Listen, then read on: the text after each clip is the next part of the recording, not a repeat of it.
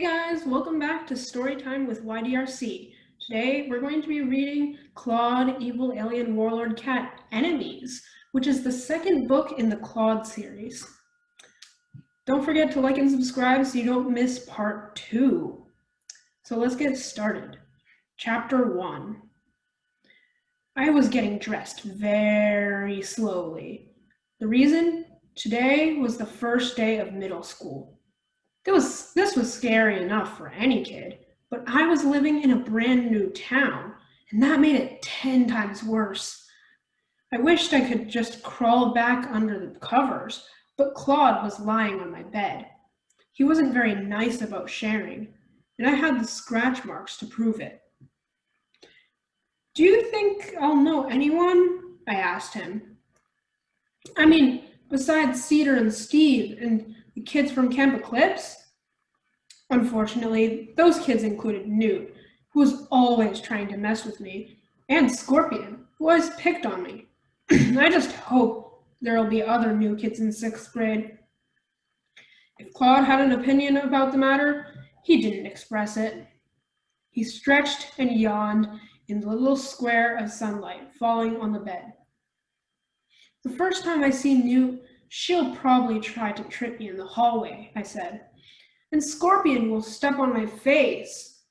Klawde swished his tail and rolled over. What was the point of having a talking cat if he didn't actually talk? I loved him, but sometimes he could be pretty frustrating. "Look at my schedule," I said, holding up the paper I'd printed out last night. It was so complicated. I needed to go to school just to be able to understand it. "And I've never had homeroom before," I said, "or had to walk around a huge school all by myself. How will I even find my classes? And room 3.5? What does that even mean?" "Raj, you're going to be late," my mom called from downstairs. I shoved some color-coded folders into my backpack, along with the rest of my new school supplies. "Lunch isn't until next to last period. I'm gonna starve," I said. "And we're gonna have class as RBX. That's not even a word." Klawde opened his mouth, like he was finally about to say something, but he just yawned again. He rolled onto his back and let the sunlight fall on his furry belly. "Don't you have anything to say?" I asked him. Klawde stretched all the way out and wriggled his toes. "Oh, have you been speaking?" he said. I wasn't paying attention. Chapter 2. I was in a mood most foul. My plans to reconquer my home planet were at a standstill, and it was all thanks to that cross-eyed fool, Floofy Fear. Not only had my former lackey overthrown and exiled me, he had also closed all the wormholes between Earth and Litterbox, making a return presently impossible. Luckily, I knew that double-crossing nincompoop better than he knew himself. Floofy could manage a coup, but not an entire planet of cats. I had been following the chaos on the intra-universal feline newsfeed. Any day now, he would call me and beg for me to come back. And once I ruled Litterbox for the 3rd time, I would never again allow that power to slip through my claws. In the meantime, however, I could do little but sit on my backside and watch the intergalactic cat phone, waiting for it to ring. I was so disturbed by the state of inaction that I had napped only 11 times yesterday. And now, when I was trying to catch up on my rest, the human would not cease his insane blathering. Though I pointedly ignored him, the boy human droned on about his new school of his. He was, as usual, helpless in the face of a challenge, and he begged me to share some of my wisdom with him. Yawning, I took pity and asked what they taught there. Poison chemistry, battle tactics, art of slash and claw. He would be more useful once he had learned such basics. But the human informed me that he would be learning none of these essential skills. Haven't you been listening to anything I've said? I already told him I had not. I inspected his diagram of classes. A course in English? I said, swishing my tail scornfully. But that is a language you already speak. And lunch?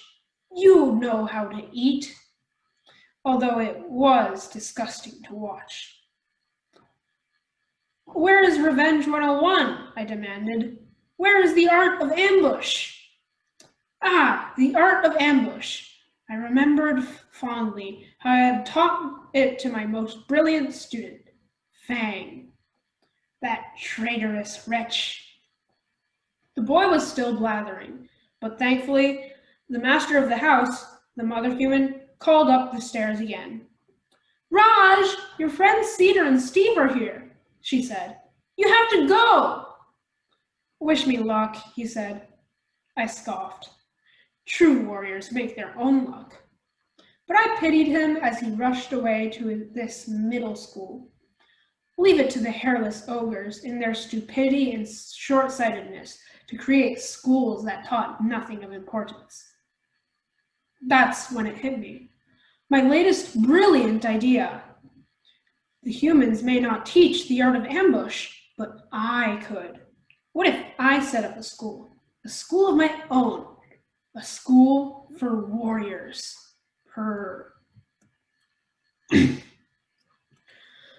Chapter 3. On the walk to school, Cedar, Steve, and I took out our schedules, and as we compared them, I got a sinking feeling in my stomach. We had almost no classes together. We're in the same math class, Cedar said to me as we hung around the flag in front of the school, waiting for the doors to open. And sometimes we have lunch together. And look, we all have Lab RBX. Whatever that is, Steve said. Bzzz. At the sound of the bell, we hurried inside. A big monitor hung from the ceiling of the main hall and flashed a message in bright red letters. Welcome back, fighting bookworms. Was the school mascot really an earthworm wearing boxing gloves? Worms didn't even have arms. The first good news of the day was that I found my homeroom no problem. It was right inside the front door. I sat down just before the tardy bell rang. When I looked around, I saw a bunch of kids I didn't know, but no teacher. Suddenly, there was a booming voice, and I half jumped out of my seat. Hi, y'all, and welcome to your first day at Elba Middle School. The voice was coming from a pair of speakers. Y'all can call me Miss Emmy Jo, and I'm your homeroom teacher. Miss Emmy Jo had big glasses, orange hair, and a sweater with a glittering sea-kind pony on it. She was also just a face on a smartboard screen. Now, y'all may think it's weird to have a teacher on a screen, but it's part of a new wave in education, Miss Emmy Jo said. Remote instruction. Cool, the kid behind me whispered. We can do whatever we want. Miss Emmy Jo's bright blue eyes grew suddenly dark. No, you cannot do whatever you want, Mr. Student number 17, she said.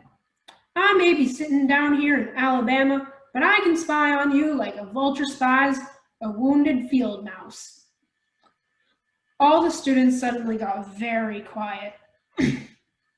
I have a split screen monitor right here with every student's face on it, Miss Emmy Jo said.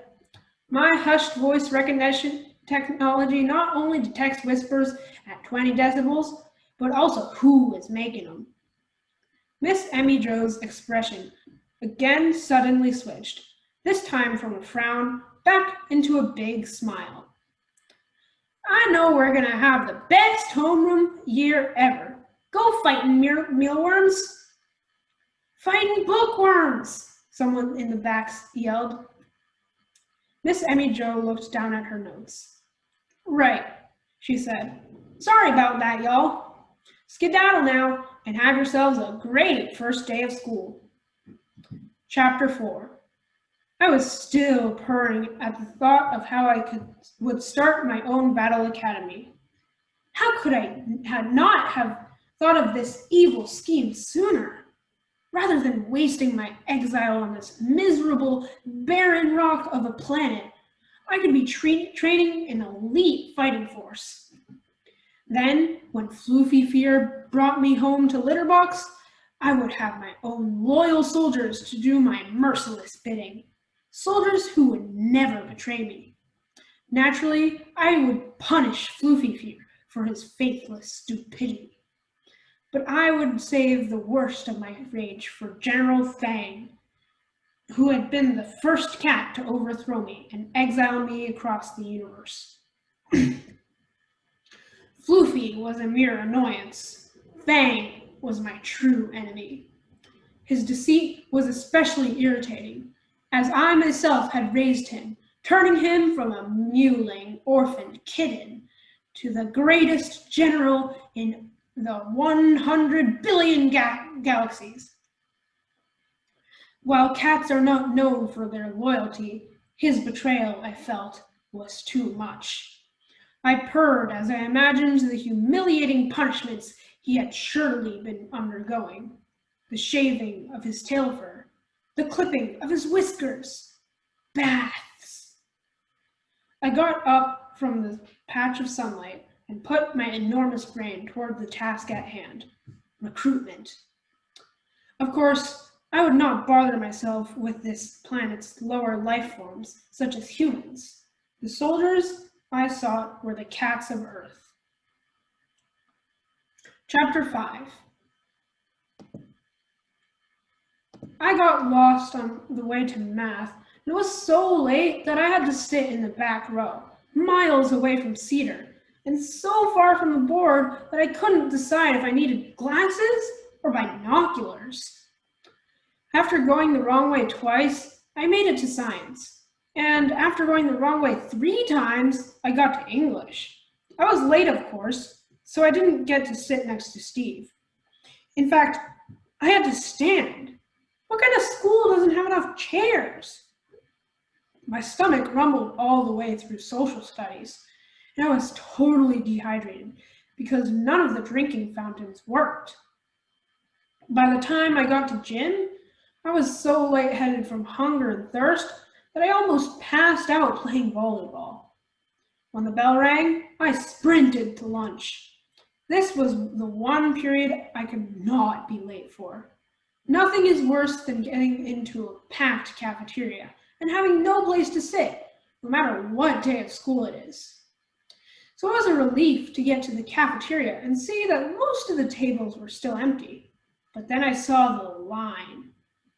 It was at least 75 kids long, and I was the last one in it. I watched as kid after kid came out with a tray of food and promptly filled up another seat in the cafeteria. A seat that could have been mine. By the time I got into the room with the hot plates, I was too nervous to be hungry. Maybe that was a good thing, since the only vegetarian option was a pile of floppy carrot sticks. When I made it back to the lunchroom, the only table with any spare space was the worst one of all, the cool kids' table. Gulp. Chapter 6. Though I previously held the cats of Earth in low regard, I had come to realize that they were not simply the idiotic, languageless fools they appeared to be. Somewhere in the haze of their Earth cat brains lurked a stunted but functional feline intelligence. The evidence for this lay in how they had tricked their ogres into serving them. Their ploys ranged from staging hunger strikes to gain the most delicious food, to meowing relentlessly until humans used their club-like opposable thumbs to open a closed door. Most remarkably, they had gotten humans to scratch, pet, and massage them, all for the reward of a purr. a sound that every feline knows conveys triumph and gloating. They mocked their ogres even while being served by them. Purr. Using these earth cat techniques, I had trained my own humans. These days, I only occasionally scratched them, as acts of random violence kept them on their toes. But never the mother human. One must beware around mother humans. As for which earth cat would have the luck of being my first recruit, I needed to look no farther than out of the front window of my fortress, the Flabby Tabby. I strolled across the street to greet him, slipping in through a narrow opening underneath the garage door. The obese one was perched upon his windowsill, snoozing. He sensed my presence. At least he was alert, and his eyes went around. He fled. Resistance, my fleshy friend, is futile. I caught Flabby easily. Using the trap and lead device the ogres call a leash, I dragged him across the street and into my underground bunker. He immediately took shelter under a couch and refused to come out. My next and more promising prospect was the orange she-cat who lived to the rear of my fortress. Orange females are rare on litter box, and one must assume on this wretched planet as well, but they are known to be admirably vicious. This one followed me willingly back to the bunker. In fact, she appeared ready to do whatever I commanded. I was already halfway to victory. Their soft minds would easily absorb my training techniques, and with the re-education process, would go forth with ease. By the week's end, I would have the beginnings of a feline fighting force, such as this sorry world has never seen. Chapter 7. I took a deep breath and sat down in the last remaining place at the table, but I only put one butt cheek on the bench, so I didn't crowd the kid next to me. Maybe, just maybe, he wouldn't even notice I was there. He didn't say anything, but he did shoot me a disgusted look. Then he took an enormous bite out of his hamburger. The kid across the table from me, though, leaned in and looked at my tray. He had blonde hair, pink cheeks, and big hipster glasses. "Where's your lunch?" he said. I held up a carrot stick. "Are you a rabbit?" he said. Like I'd never heard that one before. "I'm a vegetarian," I said. "I'm a Max," he said, eyeing me a little suspiciously.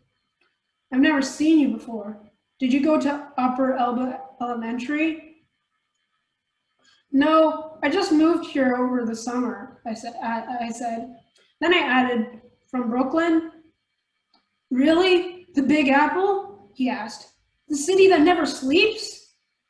I nodded. "Yeah, no one really calls it those things, though." "That is so cool," he said. And immediately, everyone at the table looked friendlier. Even the hamburger kid. They all started talking at once. "Brooklyn! Is that where Brooklyn Bridge is? And Coney Island? I've always wanted to go to New York City." I heard there's more rats than people. Do you have grass there? What's Times Square like?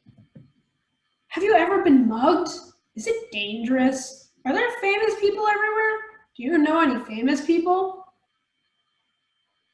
No one had ever been this interested in me before, let alone 6 people at once. Max repeated the last question. "Yeah, do you know any famous people?"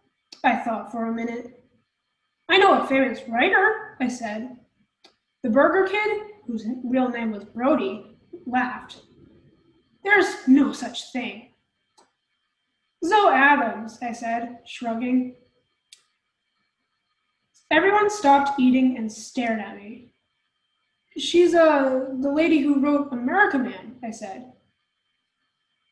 "We know who Zoe Adams is," Max said. and even Brody was nodding excitedly. Everyone at the table opened their backpack and took out an American Man book. Together, they had the whole 10-book series, 2 times over. How do you know her? Brody asked skeptically. I had to think about how to answer for a second. Her son Cameron. He's my best friend, I said. I practically used to live at their house in Brooklyn. Okay, this was not totally true. Cam wasn't my best friend, at least not anymore. But it was too complicated to explain right now. And it wasn't like I'd ever get called on it. Cam lived 3,000 miles away. In the back of American Man's number 7, there was an interview with Zoe Adams that says she uses people she knows as characters in her books, Max said. Are you in any of her books? Yeah, Brody said, a little threateningly. Are you? As a matter of fact, I was. And that was 100% true. You know the one where American Man's sidekick, Starsley Stripes, saves a kid from being crushed by the evil self-driving overlift car? That kid, I said with a shrug, is me. Brody scowled. That was in number 6, he said, reaching across the table to grab it from Max. He flipped to the right page and pointed to the panel where the kid thanks Starly Stripes for saving his life. You mean to tell me that this is you? I nodded. It does look like him, one of the girls at the table said. Whoa, Max said, clapping his hands. Brooklyn is the coolest! And all at once, the table exploded. Everyone wanted to come talk to me. One kid even wanted me to sign his comic. Maybe middle school wasn't going to be so bad after all. Chapter 8. Good morning, Earth Cats, I said in my most majestic voice. Welcome to WizCuz's Warrior Academy. Here you'll learn the ancient philosophies of battle, the science of weapons engineering, the art of deceit, and best of all, the greatest system of martial arts in the known universe, Jiu-Jitsu. My students blinked at me, their faces as blank as the blackest space. I approached the ginger she-cat. I will begin with you, I said, and unsheathed my claws.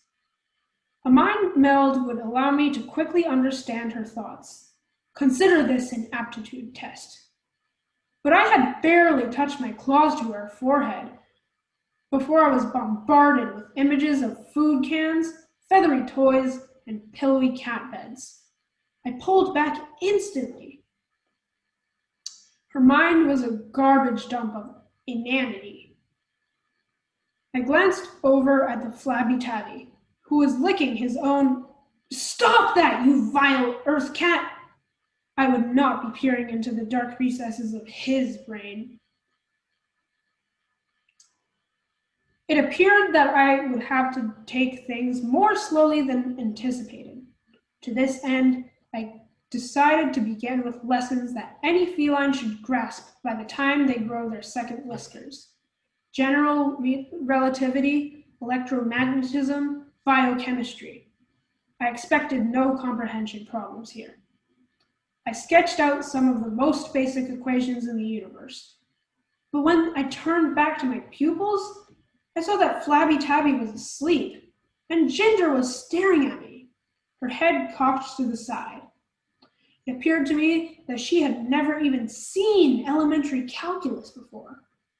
What had her mother taught her when she was nursing? Meow? No talking, I said. Pay attention. I brought out a large piece of cardboard.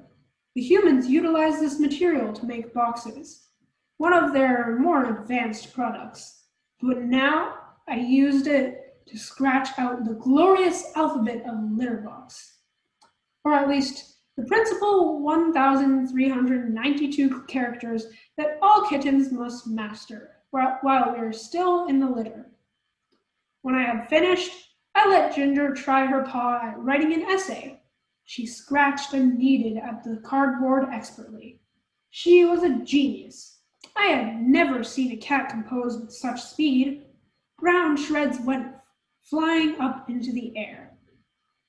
Now we would be able to communicate. As my new second in command, she would help me recruit other Earth cats. When she was finished, I inspected what she had scratched out. It was utter gibberish. Meow? Ginger said. Flabby Tabby opened one eye. Meow? He echoed. I paced the room, swishing my tail. These cats were imbeciles. It was time for a new evil plan. Luckily, I had an inkling of what that would be. Chapter 9. Even though I was still really hungry, I left the cafeteria happy. There was only one last class to get through. When I found my way to the mysterious Lab RBX, where Cedar and Steve had saved me a seat, I was just about to sit down at the work table when I felt a slap on my back. Hey, losers! It was Scorpion, the main kid from Camp Eclipse. He looked like he was going to slap me again, maybe this time on my head, but then our teacher walked in. Was that our teacher? She had tattoos up and down both arms, a bunch of hoops in her ears, and long black hair dyed red at the ends. Everybody take a seat, she said, looking directly at Scorpion Newt, who stuck her tongue out at me. Then something crazy happened. There was an extra chair at our table, and all of a sudden there were two kids trying to sit in it, so they could be next to me. Hey, can I have this chair? Max asked. Out of the way, dude, Brody said. I sit next to Brooklyn. I didn't know what to say, but the teacher did. This is not a social event, bookworms, she said firmly. You two go sit at that empty table. Now that we're all settled, my name is Miss Natasha, and this is Robotics 101. Robotics? I loved robotics, and this was the best day of school ever. Miss Natasha crossed her arms and gazed at us all. What do alfalfa farming, dentistry, and online shopping orders have in common? She asked. Cedar raised her hand. Robots? Exactly, Miss Natasha said. A farmer can use a robot to harvest crops. A robot recently gave a patient 2 new teeth, and a robot fetches online orders from warehouse shelves. She raised an eyebrow at us. Pretty cool, huh? It wasn't just cool. Robotics was the coolest thing ever. Miss Natasha didn't need to sell me on it. I'd been doing robotics after school since I was 8. In fact, that's where I met Cameron. We were robot buddies. Back before we were enemies, that is.